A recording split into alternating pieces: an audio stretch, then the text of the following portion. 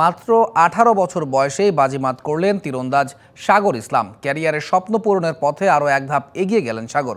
তুরস্কের আনাতোলিয়ায় অলিম্পিক কোটা প্লেসের টুর্নামেন্টের সেমিফাইনালে ওঠায় প্যারিস অলিম্পিকে খেলা নিশ্চিত হয়েছে সাগরের। এই মিশনে আর্চার সাগরের অগ্রজরাও রাখছে তার উপরই আস্থা।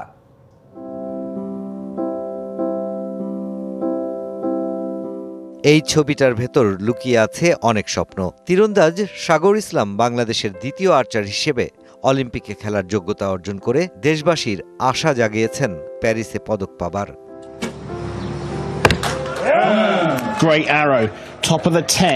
তুরস্কের আনাতোলিয়ায় অলিম্পিক কোটা প্লেস টুর্নামেন্টের রিকার্ভে সেমিফাইনালে উঠে সরাসরি অলিম্পিকে খেলার যোগ্যতা অর্জনের পাশাপাশি জিতেছেন রৌপ্য পদকও।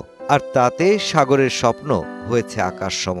আমরা লাস্ট মোমেন্টে এসে অলিম্পিকে কোয়ালিফাই করছি, এটা আমাদের জন্য লাস্ট একটা গেম ছিল।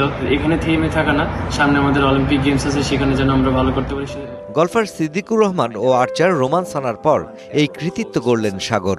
আর্চারি থেকে এর আগে এমন যোগ্যতা অর্জন করে 2020 টোকিও অলিম্পিকে প্রথমবার অংশ নিয়েছিলেন রোমান সানা। নিশানাবাজিতে এবার রোমানকে অনুসরণ করল সাগর। তার এই সাফল্যে আনন্দ ছুঁয়ে গেছে অগ্রজদেরও। এটা আমাদের জন্য খুবই একটা গৌরবের বিষয়। সাগর আমাদের জন্য অলিম্পিক কোয়ালিফাই করছে। আমরা যেটা করতে পারিনি, ইনশাআল্লাহ সাগর সেটা করে দেখাবে এবং আশা রাখি তার দ্বারা হবে। নগদের কাছে সব গ্রাহকই প্রিয়, তাই তো সারা দেশে ক্যাশ আউট চার্জ সবচেয়ে কম। সাগরের দেশীয় কোচ সাবেক তীরন্দাজ ইমদাদুল হক মিলন ওয়াইল্ড কার্ডে অংশ নিয়েছিলেন 2012 লন্ডন অলিম্পিকে। অভিজ্ঞতায় সমৃদ্ধ মিলন আস্থা রাখছেন অনুজ সাগরের প্রতি।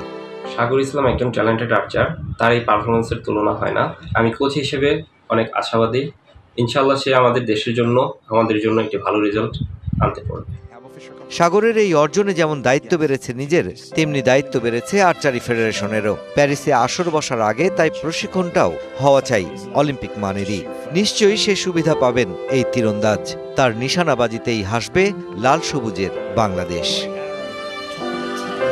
Mushfiqur Rahman, DBC news, Dhaka.